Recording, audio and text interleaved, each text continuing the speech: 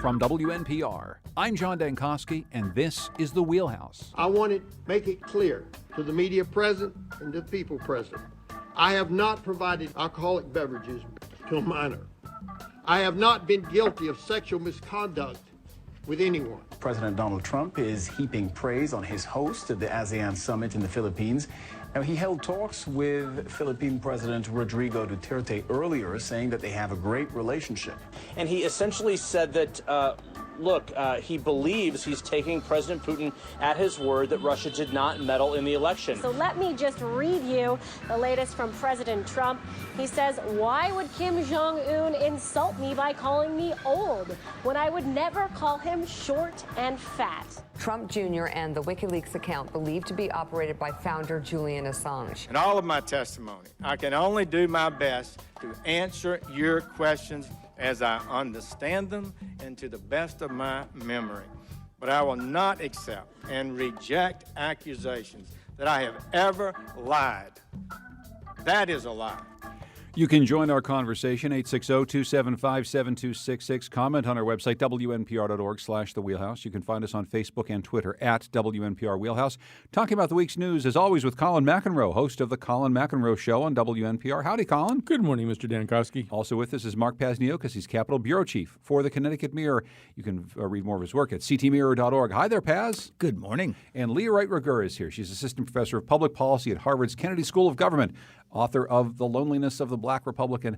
Hello once again, Leah. Always good to be here. So we're going to start with Jeff Sessions back on Capitol Hill. He's been on Capitol Hill maybe at least as much as when he served in the Senate in recent weeks and months, testifying once again, this time being grilled by the House Judiciary Committee over what he knew and what he didn't know, where he was and where he wasn't in various meetings that Trump officials, campaign officials had about meddling Russians who are trying to get information to the Trump campaign. Did we hear anything particularly different in your mind, Colin, than we've heard from Sessions in the past?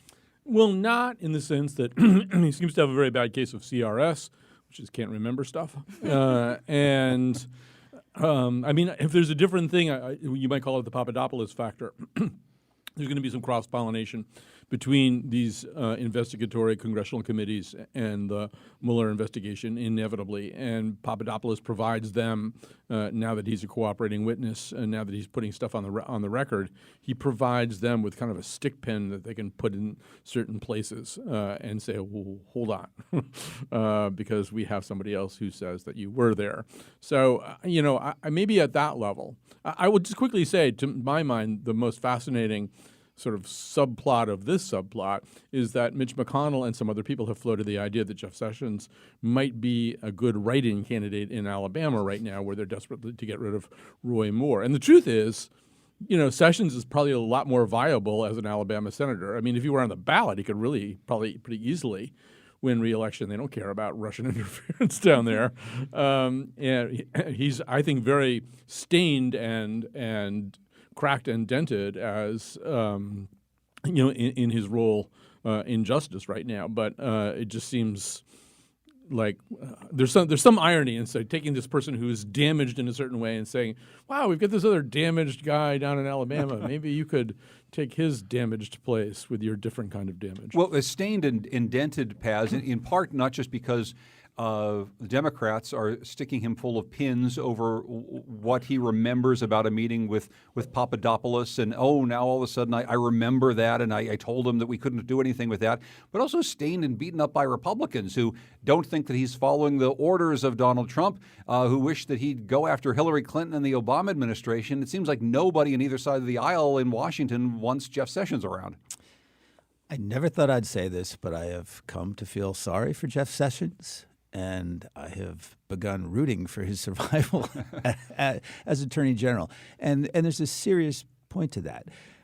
Sessions is in a very, very uncomfortable position where, as you say, he's getting it from both sides. But what we forget in all this when we look at what he remembers, what he didn't remember about meetings involving Russians, involving the campaign, he in some ways is the bulwark against President Trump politicizing the Department of Justice and having Hillary Clinton, his opponent, pursued by a special prosecutor.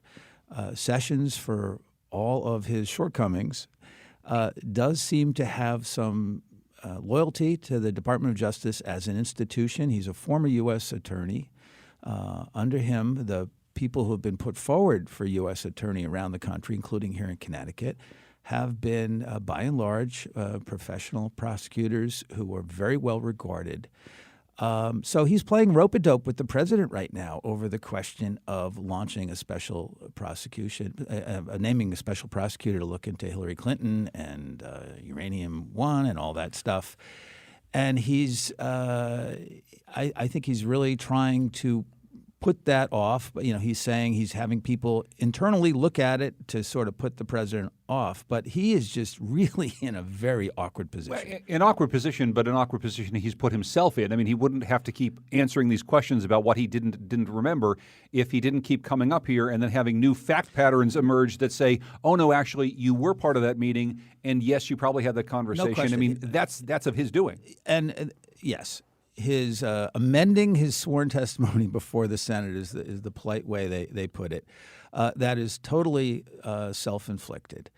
The other piece, though, is he, I think unexpectedly for Democrats, he has become sort of, or trying to be sort of the voice of reason about how the Department of Justice will be used to go after former political opponents. Leah? Yeah, so, Coretta Scott King tried to warn us back in, I think, 1986 when she wrote that very strongly worded letter about Jeff Sessions. Which you're not allowed to talk about on the floor of the Senate. Nevertheless, I will persist. But where she said that Jeff Sessions in Alabama had a habit of politicizing his office to the wrong ends. And I think what we're seeing is the long-term play out of this, of someone who has been a Trump loyalist and in many ways on the campaign, one of the most diehard Trump loyalists, now being caught between a rock and a hard place, saying, I will recuse myself on this, I will recuse myself on that, but also facing increasing pressure, not just from the president about what he wishes the office could do, but also from the base, right? One of the things that gets a lot of traction with the base that really riles the base up, gets, is red meat, is the idea of lock her up, throw Hillary Clinton in jail. And so what was astonishing to me was during the campaign, during the hearings yesterday, was to see a chart pulled out that was, was essentially a conspiracy theory, right, about Uranium One. And I think there was a moment where Jeff Sessions seemed to be gently pushing back and saying, wait, I don't see the connections, and I'm not sure where all of those lines and stars and bullet points go. And then later that night on Hannity, we saw virtually this exact same chart. So we do know that this is an issue that has been being pushed with the base, that is being pushed, amongst the hard right, that is now gaining traction within the mainstream. And to me, that is where Jeff Sessions finds himself in a very dangerous position. But do you see, given his past history, Leah, do you see, as Paz does, him in his own flawed way as a bulwark, as something that is going to hold up some sort of judicial process here and say, okay, we're not going to go after Hillary Clinton just because the base says we're supposed to. We're actually going to follow the facts. I mean, those are the words he's saying. Do you believe that that's how he follows through? Well, if that is indeed the case, he's going to have to take a stand sooner rather than later.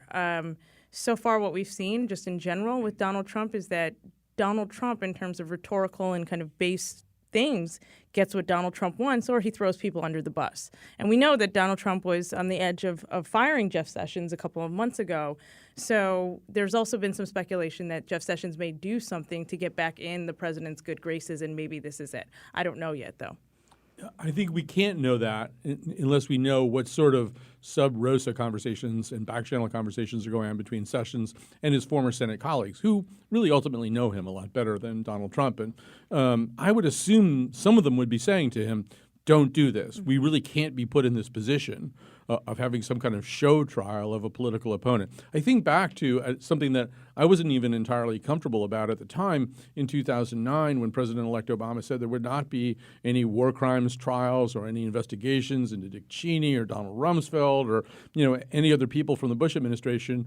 He saw this as an important moment of healing. He saw trials of that kind, even if they might have been warranted, or investigations of that kind, even if they had been warranted, as too disruptive and too divisive. I think you could make a pretty good case that there was more meat on the bones of those skeletons than there would be on this Clinton investigation, and it sort of shows the difference between Obama and Trump, that Trump would really want to go there. But I think there are a lot of Republican senators who just don't want to be in the position of conducting some kind of show trial of a former political opponent. It really ultimately would look very, very bad in this country and very strange abroad, too. Well, there are an awful lot of things that look very, very strange in this country indeed right now. I think we've already mentioned one of them, Leah. It's what's happening in Alabama right now. Roy Moore, this very, very, let's just put it mildly here, controversial judge who's been the leading Senate candidate in this special election to replace Jeff Sessions.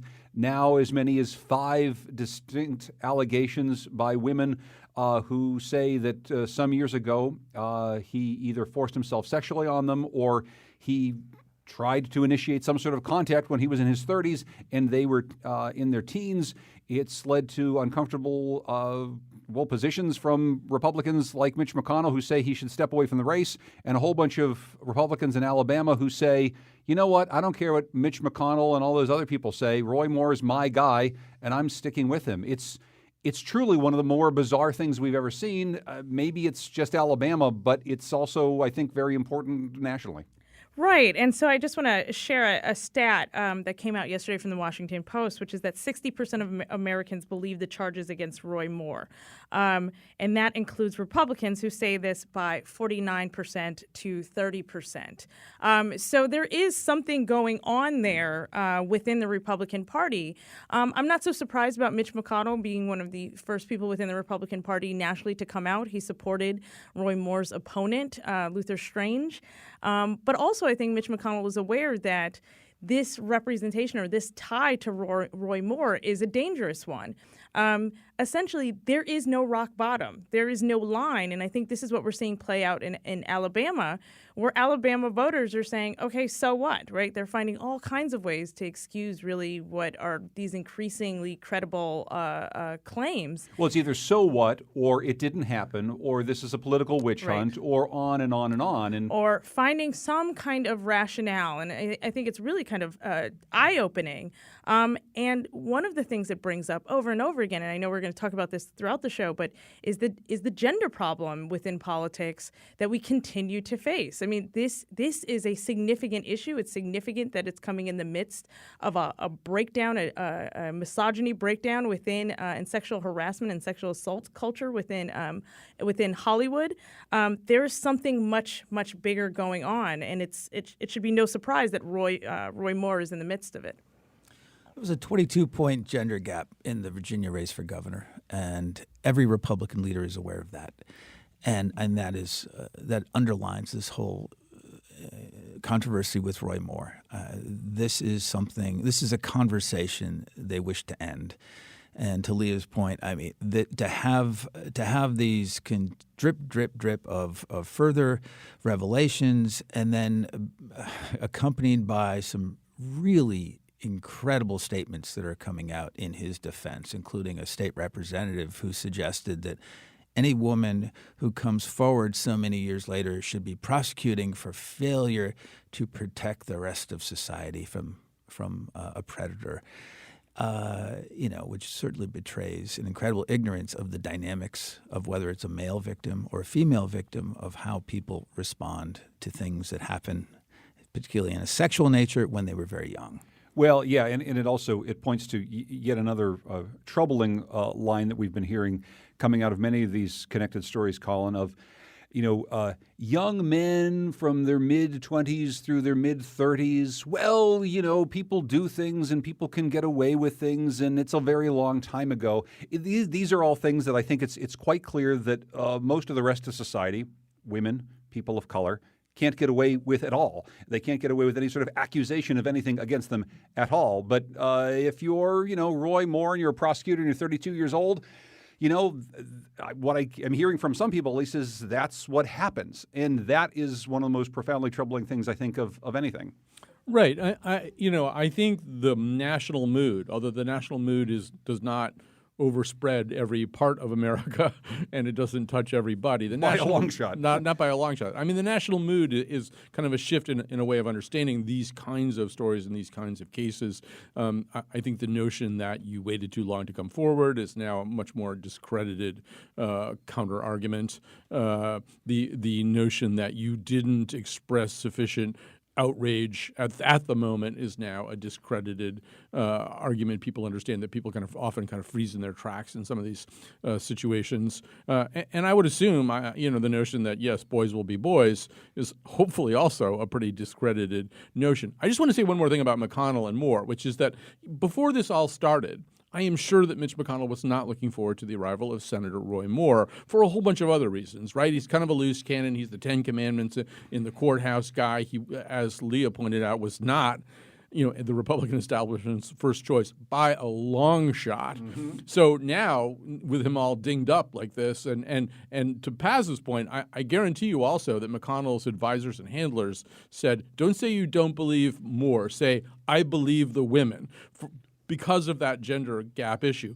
And I think the other thing about this is you see how Moore is conducting himself in the throes of this crisis. You see another reason they don't want him. One of the latest developments is that Mrs. Moore put up a letter on Facebook from a bunch of pastors offering essentially exoneration of Moore, Alabama pastors, 4 of whom say they never agreed to have their names appear on such a letter.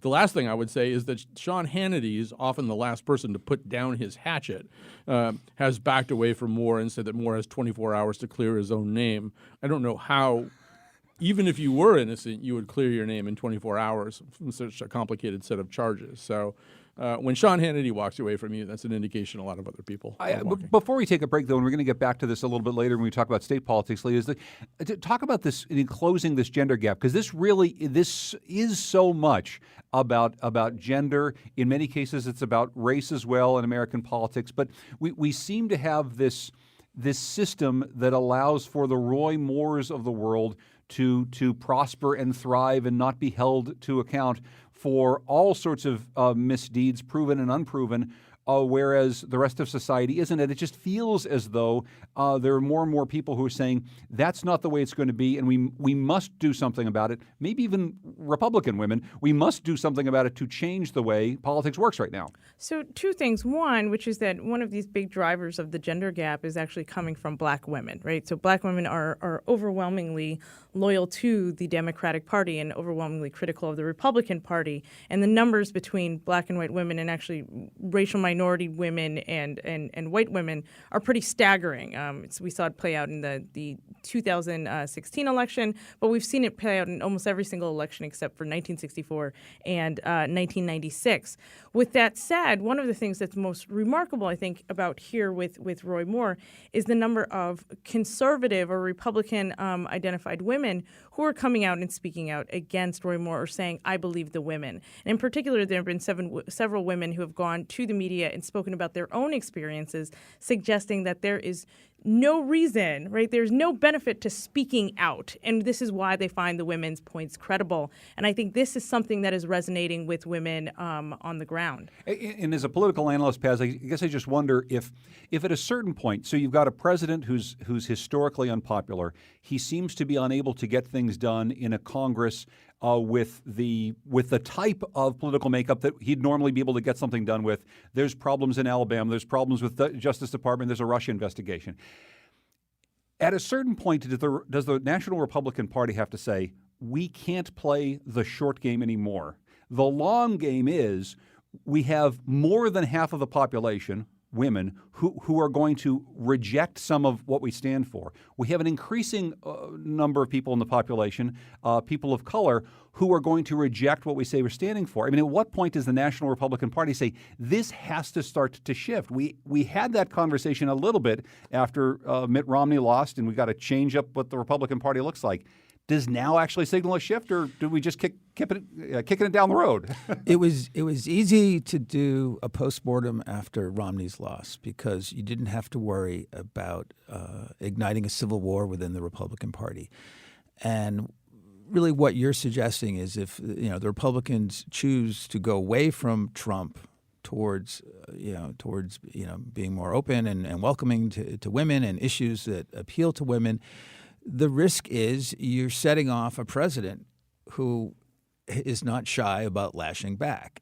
And that is the tightrope I think the Republicans are walking now, and they haven't figured out how to get off that tightrope. You had the election last week was a red flag, certainly, here in Connecticut and across the Northeast, up and down.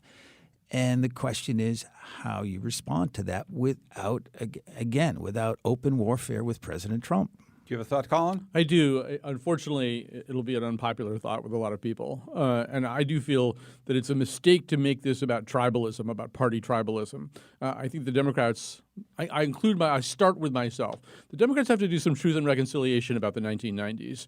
In the 1990s, Kathleen Willey, Paula Jones, and Juanita Broaddrick came forward with charges against Bill Clinton that sounded a lot like the kinds of charges we hear today about Harvey Weinstein and Louis C.K. and Roy Moore and a whole bunch of other people. And people like me paid little or no attention to those charges. I also failed to get completely outraged when James Carville said of Paula Jones, that's what you get if you drag $100 through a trailer park. That's worse than anything anybody has said in the current cycles of 2017 to try to discredit and accuse her. If we are going to live in an era where we believe women who come forward with these things until there's some compelling reason not to believe them. I think we ought to look back. I'm looking back at my behavior in the 1990s and thinking, it was politically expedient to minimize the claims that these women made. I don't know whether they're telling the truth or not, and I didn't know that at the time, but it was so easy to brush them off as liars. And I do wonder, the fact is Donald Trump won the electoral votes of the last election. And I do wonder if it was easier for people to ignore his incredible misdeeds and misstatements about women because they were looking at the Clintons and thinking, wow, they kind of started the coarsening of this national debate around some of these issues. Do you have a closing thought quickly, Leah? Yeah, I was going to just say that to Colin's point, I don't think that this is a political problem per se, but a power problem per se, and that it's a problem with patriarchy and misogyny. So, it is something that both parties have to do a lot of house cleaning with. Leah Wright Rigueur is Assistant Professor of Public Policy at Harvard's Kennedy School of Government. She's the author of The Loneliness of the Black Republican. Mark Pasniokis is here.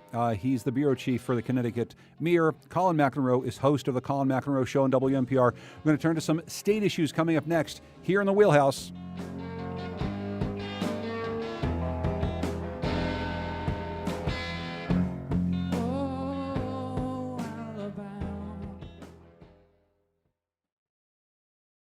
This is The Wheelhouse. I'm John Dankosky. We're talking about the week's news with Leah Wright Rigueur. She's Assistant Professor of Public Policy at Harvard's Kennedy School of Government. Mark Pasniokis is here. You can read him at ctmirror.org. He's the Capitol Bureau Chief for the Connecticut Mirror. And our own Colin McEnroe, as always, joins us. What is on your show today, Colin? We're going to be talking a lot about bugs. We should have some bugs in the studio today. We're talking not the kinds of bugs as opposed to bugs versus features in computers, but actual bugs. And a lot of the show will be about the way in which, in the background, bugs do a lot of things that make the life that we live the life that we live. Are you going to be talking about eating bugs? No, we've done that. I've already eaten bugs on the air once. Okay, I was wondering because that's really the dividing line for me. I won't listen to a program in which people eat bugs. All right. But there this will is be a gonna hissing interesting. cockroach in the building today, and I know you're not happy about that. You're not fundraising around this program. Lee and I will be far, far away from that. I'll be gone. I will be gone. Well, let's talk about another incredibly important issue and something that was happening at the Connecticut State Supreme Court yesterday. Justices heard arguments in a lawsuit by a group of Sandy Hook parents against the gun maker that made the Bushmaster rifle that Adam Lanza used at the Sandy Hook shooting. Of course, we're coming up on the 5-year anniversary of that terrible event. And you were there yesterday, Paz. We were all watching it very closely. Just lay out a little bit of the argument that the plaintiffs are making in this case. Sure. And at issue right now is whether or not the Supreme Court will reverse a lower court's decision to dismiss the claims against Remington Arms, which is now the owner of the Bushmaster brand and a whole bunch of other makers of AR-15s. And the lower court decided that there was no claim under the Unfair Trade Practices Act of Connecticut, and also under common law theory called negligent entrustment. And all negligent entrustment means is, if you sell a gun to a guy who's obviously drunk or mentally ill or ranting about wanting to go kill somebody, if you sell him that gun or give him that gun, that's negligent entrustment. What the plaintiff's lawyer, Joshua Koskoff, is trying to convince the court to do is to greatly expand that concept and apply it to how Bushmaster and Remington marketed the AR-15. And that seems to be quite a jump. They're also running up against a federal law passed in 2005 and signed by George W. Bush that largely provides immunity to makers of firearms from these claims. Now, there is an exception involving negligent entrustment. But again, connecting the dots between a manufacturer and the ultimate purchaser and user has never been done, and that's what they're trying to do. And the marketing specifics, Colin, are that these guns, not just as sold by Remington, but as sold by a number of manufacturers, are marketed for their military characteristics, and they're being marketed as military-grade weapons to a civilian population, and as we've heard in some of the arguments, to a younger population, people who might not be able to handle this type of military-grade firepower. Right. So, I think this is, as Paz is suggesting, this may be kind of an uphill climb, this argument. One of the things that I did find interesting anyway, and I'm not either a lawyer or a Supreme Court justice, is that notion that, well, if you were in fact going to put these weapons into the hands of military personnel, they'd have to be trained on how to use them. However, they are sold as recreational or home defense items to people who will not receive commensurate training. And so right away you have a fundamentally dangerous consumer product plopping into the hands of an untrained population.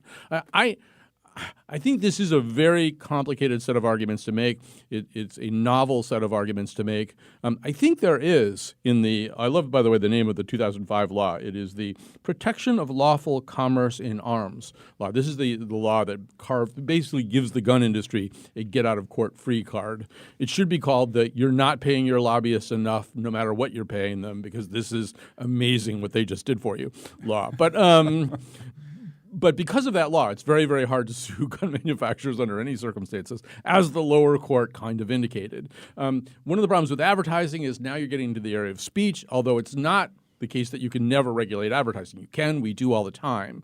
I don't know if you can regulate it in quite the way that they're arguing, although I could see a kind of coherent argument coalescing around this, maybe in the form of one of the judges' opinions on this. I also, if I understand the 2005 law passed, there also does seem to be a little carve-out for these kind of state unfair trade practices laws that you might be able to make. And the justices yesterday seemed, I thought, a little bit more interested in the unfair trade stuff than they were in the negligent distribution, or what is that? Negligent entrustment. Negligent entrustment. Both Raheem Mullins and Dick Palmer, who was presiding yesterday, they both said, so when you sell it to Nancy Lanza, because that's who bought the gun, how is that negligent entrustment?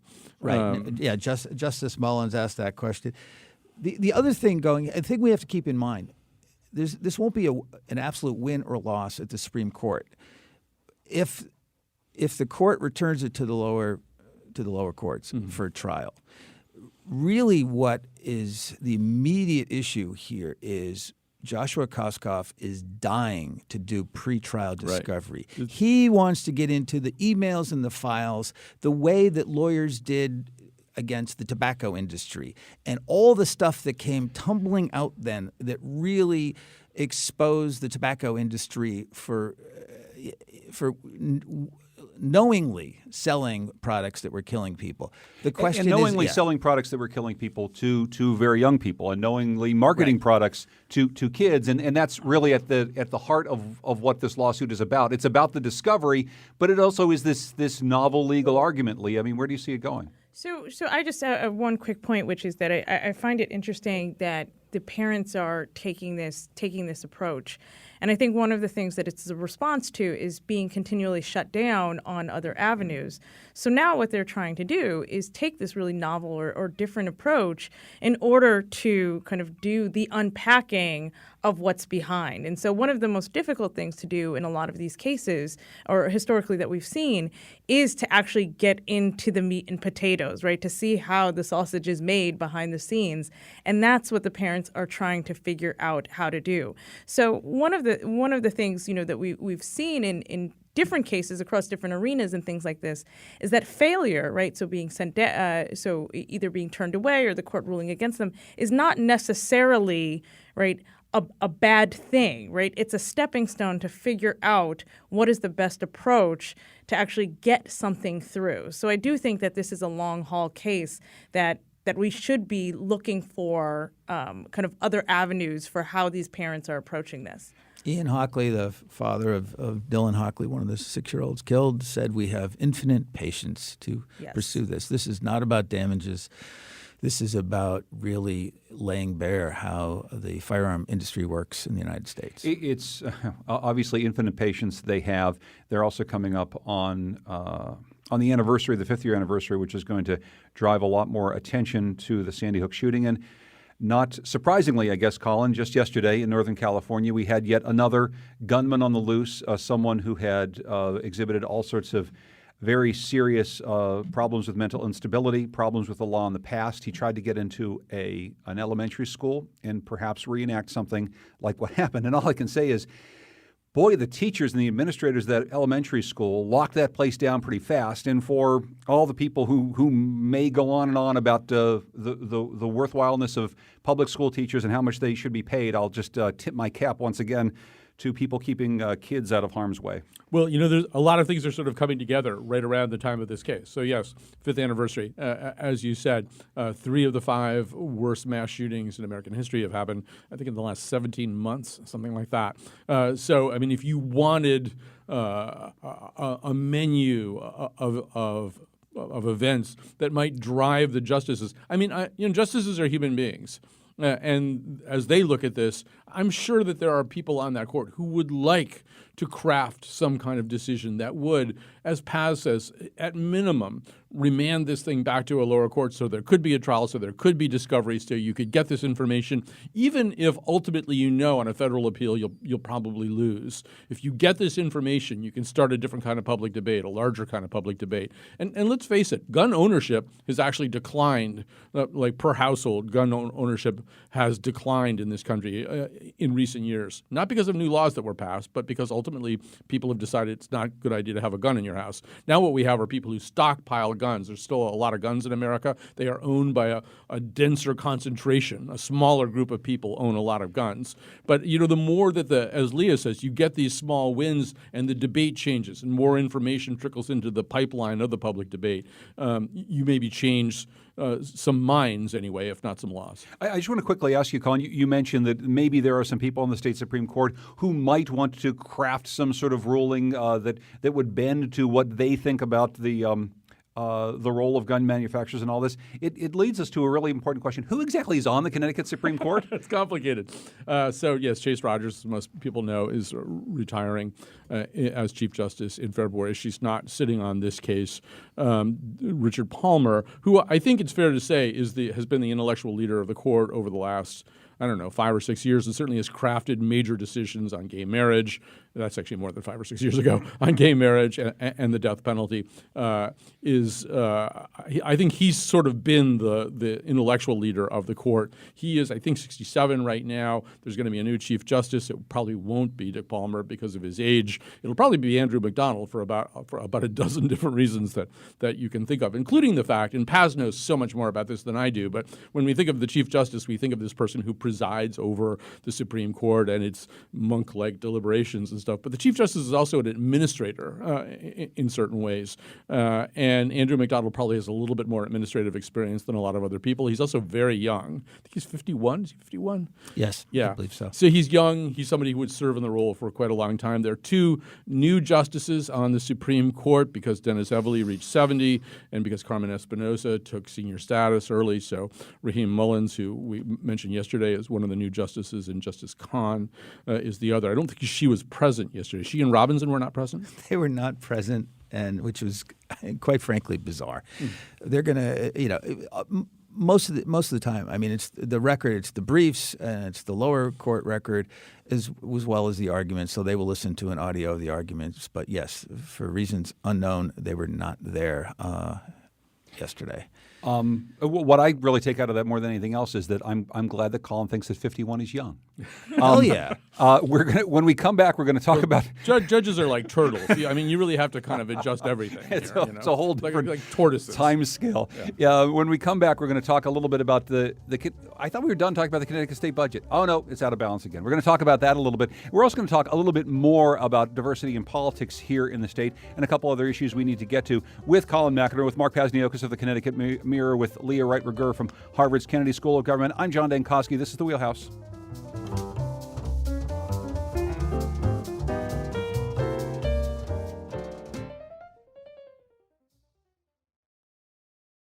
This is The Wheelhouse. I'm John Dankosky, talking about the week's news with Mark Pasniokis. He's Capitol Bureau Chief for the Connecticut Mirror. Also, Leah Wright-Rigueur, who's Assistant Professor of Public Policy at Harvard's Kennedy School of Government, author of The Loneliness of the Black Republican, and Colin McEnroe, host of The Colin McEnroe Show on WNPR. Just very quickly, Paz, we know we've done all of our due diligence. We talk every week about the Connecticut state budget. We finally have reached a bipartisan budget deal, and we read this week that it's already out of balance.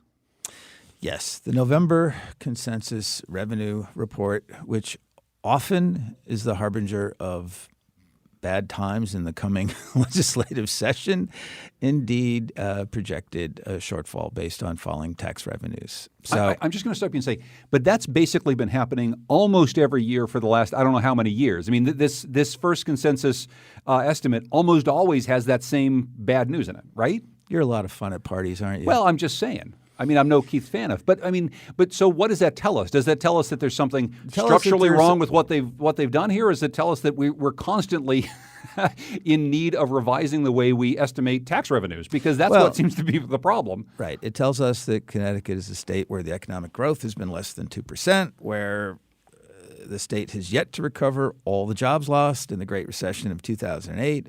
So yes, there are some fundamental indicators that are not pleasant to contemplate for the coming session for the Connecticut General Assembly. So the fact that the budget they're working off of was bipartisan, I think rank and file Democrats, at least the ones who are thinking about running for re-election, are really happy. You will hear the word bipartisan over and over and over again for the next year. Colin, do you have any thoughts on this? The one thing that I would bring up, and it is from a position of, as usual, deep ignorance about the budget, maybe Paz can comment on it, is the ticking time bomb, I think, is the hospital tax deal, which is dependent on federal approval by Medicare and Medicaid. If they don't get it, the budget balance is busted all over again, right? Yeah, it's been a net loss of about $137 million in each year of the biennium. That would be a big problem. It's unclear if that is really in jeopardy. 49 of the 50 states have some form of a provider tax for either hospitals or nursing homes. Quite frankly, it's an accounting scam to up your federal reimbursements. Mm-hmm. It's sort of a fake tax. You tax somebody because that raises their cost basis, so you reimburse them for that, and the feds pay a share of that. And it really is an accounting scam, but almost every state but Alaska does some form of it. I want to turn to something we teased earlier in the program, and Colin brought this up as we were preparing for the show. I want to turn to you first on this, Leah. As we look around the state of Connecticut, we look at people who are running for statewide office, we tend to see an awful lot of white faces. When we look at the national political scheme, it's a little bit different. But in all of the questions that we had earlier about Roy Moore and whether or not that's going to mean more Republican women stepping forward, whether or not Roy Moore or others or Donald Trump are going to mean more Democratic women stepping forward or more people of color getting into politics right now. As you're looking ahead to 2018, what do you see about diversity in politics in Connecticut and nationally? So on the one hand, there have been some interesting developments, and there have been some interesting, particularly in light of the recent off-year elections. We saw a number of diverse faces elected nationally. I think even here in Connecticut, we saw some diverse faces elected here. There have been a couple of different organizations like Emily's List or like Higher Heights that have really been working with people on the ground, young people, to be elected to office to offer a diverse slate of candidates. But it's not enough. And traditionally, this is actually not so surprising, right? Which is that both parties have had real problems with diversity. Both parties have had real problems with gender, and so it's one of the things that we need to be looking forward, not necessarily in 2018, but even it should have started the day after the election, is who's helping these people run, whose faces are on the ticket, who is getting support. Just one quick stat.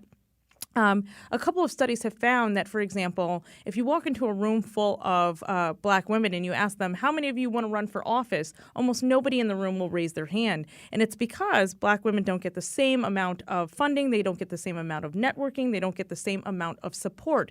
Even though when they do get all of those things, their chances at getting elected are actually similar to other groups of people. So it's really a systemic issue that goes much deeper than what we're seeing in the moment. But that's so fascinating, Leah, because you'd said earlier something that we all take as gospel truth, and it clearly is true, that if you're looking for the deepest base of support for the Democratic Party as it stands right now, or as it has stood for quite some time, it's black women. Black women vote Democratic. But yet in the process, it seems as though the Democratic Party doesn't give back to African American women the way that they give to the party. Right, and so it's actually, there's a recent study that came out between Essence Magazine and the Washington Post that surveyed black women and really, particularly black women who had been active in voting and in politics, and it found that there had been a 20-point drop-off in their warmth towards the Democratic Party. Now, that doesn't necessarily mean that black women are going to go out and vote for Republicans. They're not. What they're going to do is not vote. They're not going to turn out in the same amount that they have in the past. We saw the decline between 2012 and 2016. And so one of the things that black women, I think, are looking for is they're looking for representation. Do they see themselves represented in party officials, party representatives? Do they see themselves represented in policy, right? Are the policies that the party is supporting, are those ones that will affect black women's day-to-day lives? And then third of all, do they see themselves represented in all levels of party structure? So not just at the very tippy top, but chief of staffs, right? Staffers in offices, people who are going out and campaigning. And I think that's where we see real structural issues that are important. And that's more a national perspective than Connecticut. Connecticut, there are a couple of things that are different. One, we have public financing. So the financing question that Leah talked about really is more of a level playing field here. Another issue here is it's the era of the direct primary, that we really have everybody who acts more or less as a free agent. Connecticut is a state where, John Bailey, was the Democratic boss for 40 years, 30 years, and he was the master at ticket balancing. In 1962, before the Democratic Party, by virtue of the Civil Rights Act and various other civil rights laws, really became the party of African Americans in the United States, he looked at demographics and recruited and placed on the statewide ticket a black man running for treasurer. This was 1962. The problem today is these are individual races. So you could have potentially have a race or an election next year where there are no minorities on a Democratic ticket, depending on how those individual races went. Now, the party's aware of that, and there are efforts to encourage some people, discourage others, because that would be a disaster to have an all-white Democratic ticket in this day and age in the state of Connecticut. Yeah, I would just differ a tiny bit from Paz and just say that, and I happen to live in a neighborhood where there are several very prominent Democrats, the kind of Democrats who can throw really big fundraising parties for people who either need to qualify for their public grant, or in the case of municipal candidates who just need to raise money. And I see there are times when I can barely get to my driveway because, in fact, if you know the right people who can throw you that kind of party, you can raise a lot of the minimum you have to raise pretty darn fast. And so political connections are still very important. It's helpful to know people. It's helpful to be part of the party network. I got started thinking about this whole thing because Breitbart is kind of doing this kind of trolley coverage of these two young men. I think they're both 20. They're African American. And they're Republicans, and they got elected to boards in Middletown. One's on the TPZ, and one's on the Board of Education. Now, I don't really regard this as some epic, game-changing event, but Breitbart's kind of doing this coverage and going, well, you don't see this on the news that we have these young black Republicans getting elected. And when somebody brought this up with me, I said, okay, tell me all the other prominent black Republicans in Connecticut, because I can't think of any. In 2014, there were 6 ticket spots for the statewide elections. They all went to white people, and they were all white people running against our sitting members of Congress. Now, the Democrats don't do much better. They do a little better. They're better at things like their conventions and who they send to national conventions. You look at the faces in a Democratic state convention, you see a lot of different people of color. But, really in terms of elected office, my joke for a long time was that if Barack Obama lived here, he'd be waiting to run for state treasurer. These openings just kind of don't really come very often. I just want to say one more thing, which is, when we looked at these epic changes in this last election, some of the things that were firsts I found kind of shocking. Like, wasn't it the first time a Latino had been elected to the Virginia House of Delegates? It's 2017. You're getting your first Latino member of your House of Delegates? I mean, some of these things that were really interesting and exciting about this past election they shouldn't be firsts. These things should have happened a long time ago. Well, Connecticut State Senate only got its first Latino state senators 2 cycles ago. Right. Leah? So I'll say really quick, Andre Baumgartner, I think, who's been on the show before, is one of those black Republicans who had been elected in the past. But I think when people think high profile Connecticut, they think Gary Franks. Right. And so where is the 2017 Gary Franks? Well, where is Gary Franks? Yeah, Gary, if you're listening, out there, Gary. call into the show. Please. Call into the show. Saving his arms. There's Call a whole Colin. story about that. Anyway, please. Right. So I think there's something going on, but also too, what we've seen in the Democratic Party and the Republican Party is that when they've had the best results in terms of diversity, it is because they have made a very, very deliberate attempt.